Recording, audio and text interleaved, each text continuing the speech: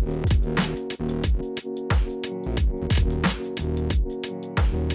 right, welcome back to Musical Musings. I'm Callum. I'm Jamie. I'm Jack. Nailed it that time. Awesome.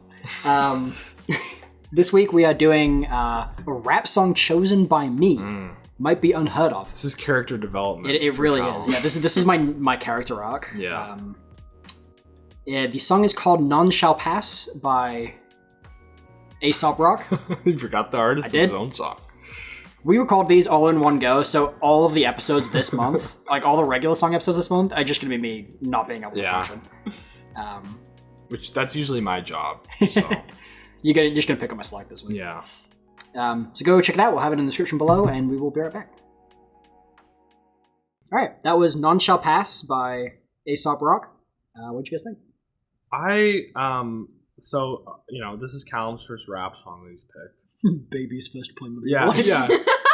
Yeah, it's Sorry. That was good. I feel like a father figure to Callum in this situation, because He's 4 years older than Yeah, I was going to say that. Well, age is not always the only factor, and well, it usually is. But fatherhood, Callum, there's whatever. I'm European. I know this shit. There's a lot of non-traditional families nowadays. No, anyways, You gonna adopt me? Yeah. So as far as this one, I don't know how to feel with this song. I think it's a good song. I just don't know if it's for me. I don't know if it's something I would go back and listen to. But it's good. I mean, the lyrical wordplay and stuff is what struck me. Like that's pretty crazy. Like, it's really good. That's kind of what drew me to it a little bit, because it feels very like clever with how it was worded. What is, because I don't really know rap that much. The difference between something like this and something you would listen to, what's different about it? Well, for me, I don't listen to a lot of super lyrical rap. I don't mind like Kendrick Lamar, but outside of that, I'm usually more into the vibe, the production, the flow, the beat. Not to say that I don't like, I can't appreciate well-crafted lyrics, but that's usually not the first thing that I'm looking for when I listen to hip hop. Where I feel like that's the main focal point of this song, and there's nothing wrong with that. It's just maybe not there's not really too much interesting going on with the beat or the instrumental, but I don't think there should be, because if there was crazy stuff going on with the instrumental and all this lyrics, it would get super overwhelming. Yeah. So, but yeah, that's just me. So I don't want to talk this whole episode. So. I liked it a lot. I think I'll listen to this again for sure. And I thought it was really groovy at the beginning. I said that right away. As for lyrics, I tried very hard to follow along, but I definitely got lost. There's a lot. For a 4-minute song, it's a lot of lyrics. Yeah. I did really like the interlude part where it was kind of like remixed and choppy a little bit, like distorted. Mm-hmm. Do you know what that's from? No. The sample?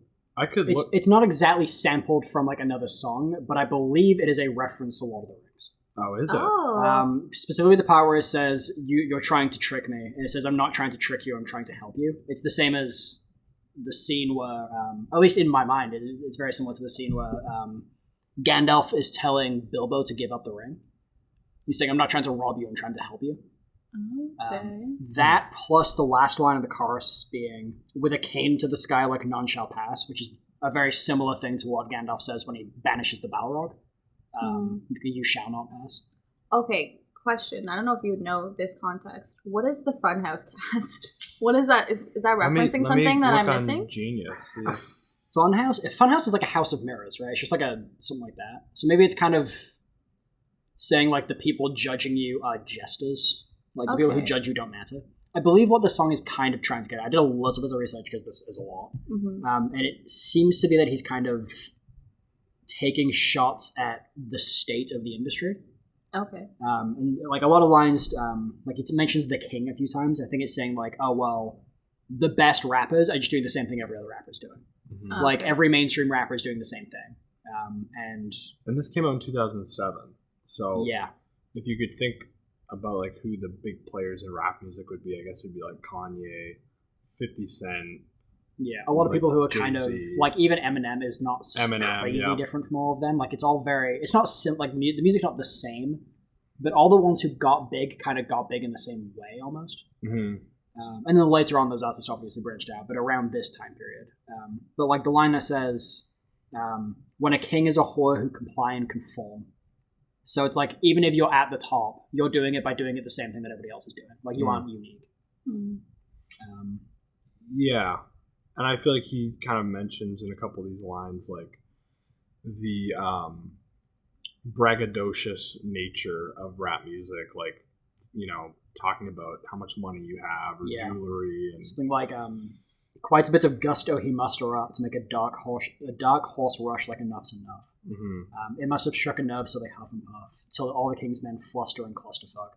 So I think it's the same. It's similar of and to the jokers who pose by the glitz, find sign of the swine in the swarm. Yeah, it's like, you're all the same and you're all doing this for money, and none of you are actually like doing anything meaningful. Mm-hmm. Okay, that makes sense. And it might also explain what kind of drew me to this song is that even though I didn't understand the meaning and the lyrics, the way he is singing or rapping sounds angry. Mm-hmm. And anger is an emotion that speaks to me much easier than any other emotion. Like, if somebody's angry, I get that way faster than I get why somebody is sad. Mm-hmm. That's very on brand for you, Cal. It's a way that the anxiety works, like with the adrenaline and the lack of empathy. Why are you sad? I'm so angry. Yeah, it's just like, if somebody's pissed off, it's like, I get it. Like, shit sucks. Yeah. That's how you deal with bad shit. You're just angry. I'm every emotion is that emotion plus anger. Like, I'm always a little bit angry. Like, even if you're happy? It's always like happy angry. Like, I don't even get happy, I get like amped up. Oh, I see. You know what I mean? Like, everything has to be like a little bit too far. I'm so happy you want to punch a fucking wall. Yeah, right man, now. you never get like that. So yeah, I think there's a lot of these lyrics, and a lot of them don't make any sense to me. But breaking it down with the idea of he is pointing out the flaws in the music industry at the time, and especially like hip hop and rap at that point. Because I think that was around the time that rap was getting really mainstream. Yeah, I guess you could say that. Yeah, like that was kind of where like more of the angsty stuff, like punk and alt and stuff like that, was starting to go down, and hip hop was getting bigger and bigger. Yeah, because I feel like for a while it was like very much. It felt like a niche thing for a bit, and now it feels a lot more like not liking rap is way weirder than liking rap. I feel like if I'm like, I just don't listen to any rap, then I'm the one who's kind of the odd one out. Yeah.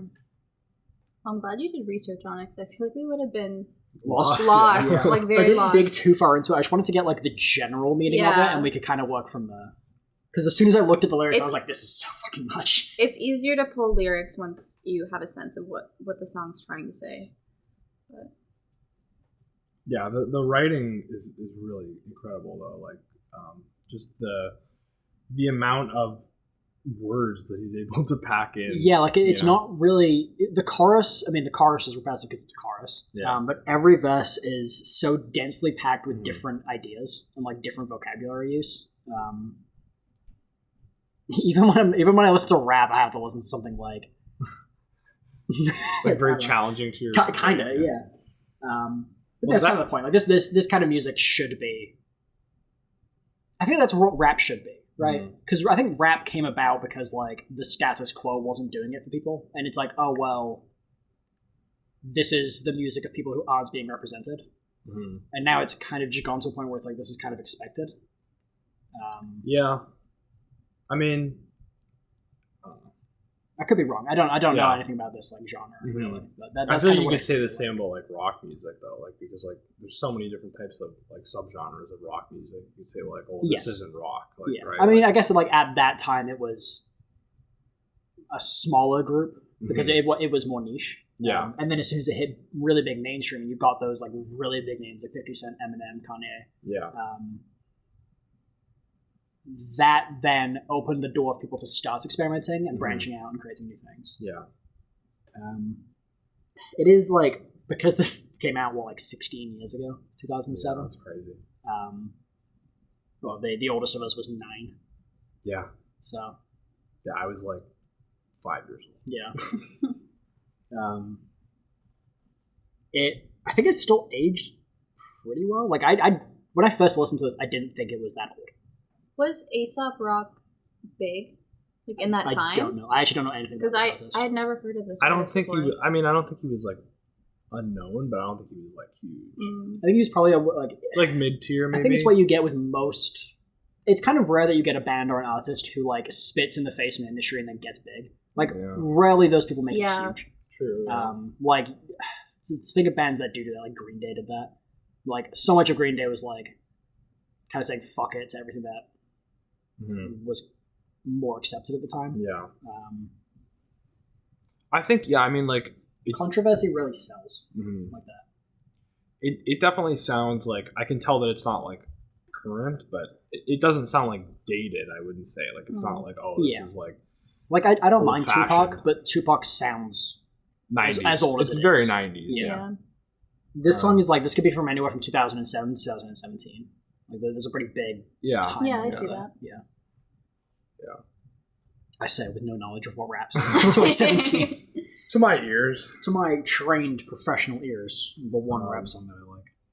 Yeah, I mean, like, I feel like we're glossing over the lyrics, but like, there's so much here. Like, I feel like we have to go like line by line. If we wanted to, you know, I mean, we can. Like, you want to go chorus by chorus, stuff like that, and really try and break it down. This episode is gonna be like half an hour. I mean, I don't know what it is tonight, but I'm just looking to see if anything like jumps out at me. The last line in the first verse: "Blood turns wine when it leak for police. Like that's not a right. It's a feast. Let's eat." That very much the anti. Yeah, I think we can figure out what that. Yeah, like I like that kind of thing. That's very Bill of Talent. And is still obviously very relevant today. Yes. Right? Like, you know, police violence against black people. And, I do feel like this song covers a lot of bases. Like, even if its main theme might be, like, music industry of the time, it kind of touches on a lot of different stuff. Yeah. There's a lot of, like, metaphors, too. Yeah. And, like, wordplay. You know, say, because he wouldn't play rollover fetch like a bitch and express no regrets, though he isn't worth a homeowner's piss.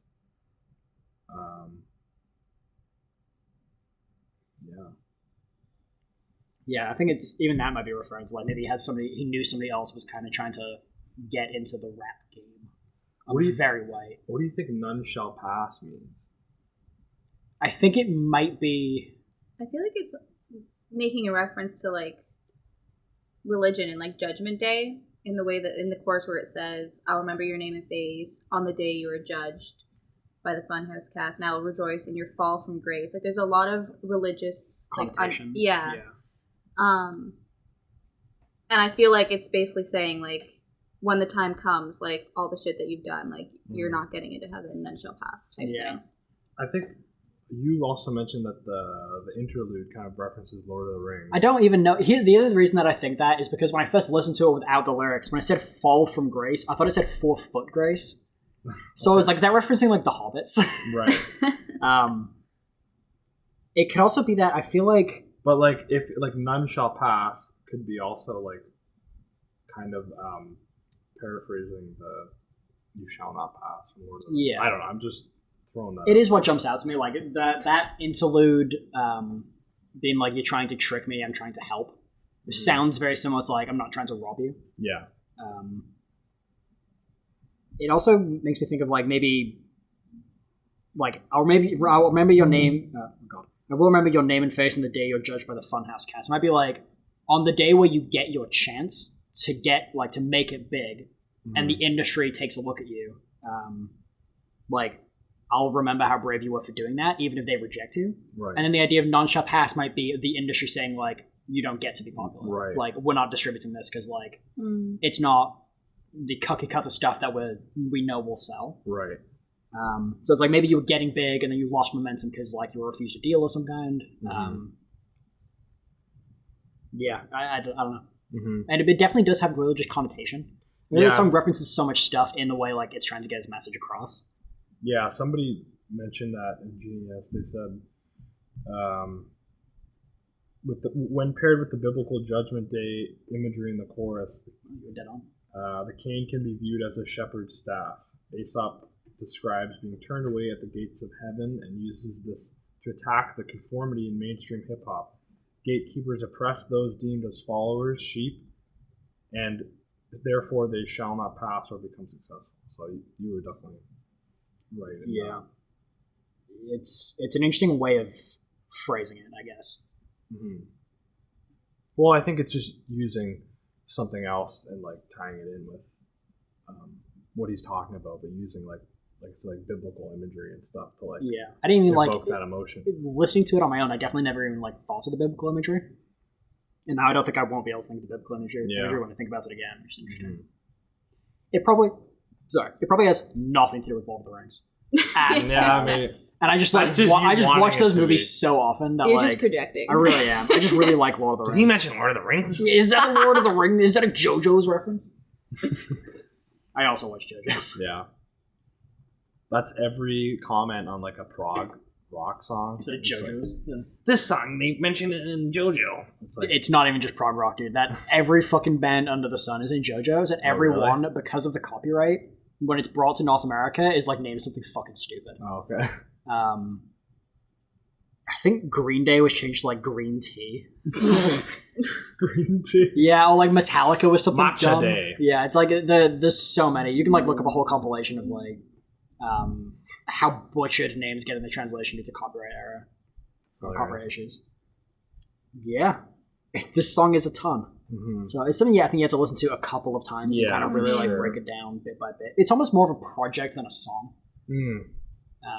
You got to work at it. It feels like an essay. Yeah, I was thinking you could like write a whole essay on what the interpretation of this song could be, deconstructing each section of the song. But I feel like you could write like a paragraph for every 2 lines that he writes down. Like it's that condensed and that open to interpretation and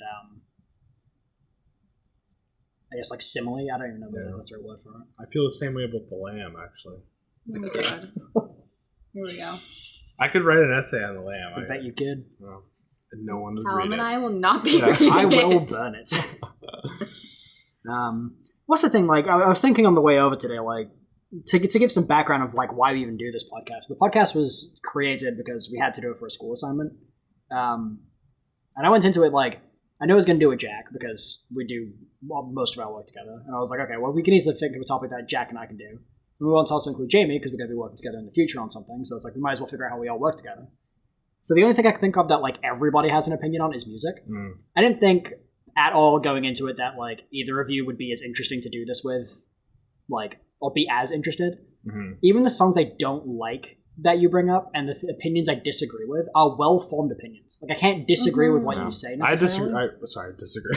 I disagree. My opinions are shit and unfounded. I would say I agree because I feel the same way about, you know, if I show you a song and you don't like it, it always makes sense why. You can explain why you don't like it. You have a very, it's almost more like, it's not, it's things that like we don't accept that separates it. Like, it's not that I didn't like The Lamb, everything about The Lamb Lies Down on Broadway. I dislike a few things enough to dislike it as a whole. Right. And you just don't, like, those things didn't bug you enough to take away from the experience. Like, everything you say that you like about it, I agree. It's just not enough to make up for the fact that it's like an hour and a half fucking long. Right. And, like, some of those tracks exist to begin with. Yeah, the waiting room is just unforgivable. A few of those tracks are pretty bad. Like, pretty unnecessary. But the waiting room takes the cake for, like, the worst track I've maybe ever listened to. My number one listen to last night. I can't wait to get to the end of the year and we all share our Spotify end of the year thing, and Jack's like, it's just the waiting room 5 times. Yeah. It's all you've listened to. 1,000 listens. 1,000 times. Yeah. You're in the top 0.001% of Genesis listeners. Yeah. Do you guys ever get that? Do you guys ever listen to a band enough that you get like top like 1% on something? Well, I actually use Apple Music, so they don't provide those statistics. Feel bad. Although they do like a replay. Yeah. But they don't get that in depth with it. But. Yeah. When I first started listening to ska, I was in the top 1% of Real Big Fish. Oh yeah. For like 1 year. Wow. That was the weirdest. It was 2 ska songs, 2 power metal songs, and then a third ska song in my top 5. It was like 2 songs by Real Big Fish, 2 songs by Sabaton, and then a song by the Mighty Mighty Boss Tones. It's like, what happened to me this year? I feel like that makes sense. It was it was the year of like it was one of the worst years I've ever had. It was just like a family member died, my family was going away, and had a really bad breakup and all this shit. And it was just like that music is what came out of that. It was ska and power metal. Mm-hmm. Then I went right back to like rock. And I think I've had the Killers as my top band every single year since then. Yeah. My replay last year, I couldn't show it to anybody because literally like almost every one of my top artists were like, they were problematic in some way. Oh, no. So it was just like, and I'm like, I don't condone these people's actions, but They make good music. yeah. But I couldn't just show people because it'd be like, what the fuck is wrong with you? Yeah. My top 5 bands, holy shit, my top 5 bands of last year were July Talk, a Japanese band I don't know the name of. It's just a bunch of like kanji characters. Oh, okay. The Killers, Green Day, and Billy Talent. What was number 1 again? July Talk. Oh, okay. Which I have an album. I have July Talk self-titled, I think, on my wheel. It's either July Talk or it's either self-titled or I think it's called Touch is one of the albums. Mm-hmm. That will definitely come up. July Talk. I love that band. How do you view your like previous? I just have mine saved as like a screenshot. Oh, I thought you were on the app. I was like, because I can't remember what my Spotify Wrapped was now. Yeah, it's too late in the year. I listened to The Garden 86 times last year, but I only started listening to them in like November. Yeah, my top genres: rock, punk rock, modern rock, Canadian indie. And past that is all the shit for I wanted to call him Bob. What was his name? The social media prof we had. Phil? Jeff. I was gonna say, he had like a man's man name. Like Bob is somebody entirely different. Yeah. Anyway, that was a huge fucking tangent. Yeah. Anything else we want to talk about for this song? I don't think so. I think I summed up my thoughts. Yeah. I liked it. So I'm glad that was your pick. Yeah. All right. Well, like, comment, and subscribe. Now we're going to get to the point where we can't do outros. There's a weird pause. You're like, all right. You have like the biggest smile and a blank stare in your eyes. It's like one of those things where like if you cover the lower half of your face, you look psycho. I look dead. But if you cover the top half of your face, and you just look ecstatic. I look psycho in a different way. Yeah. It's the kind of thing of like, I don't know how to fill this silence, so I'm just going to sit here like... All right. Well. And then you do the British thing of like, you slap your knees and you're like, well, time to go. Right. Like, comment, subscribe. We'll see you next week. One of Jack's picks.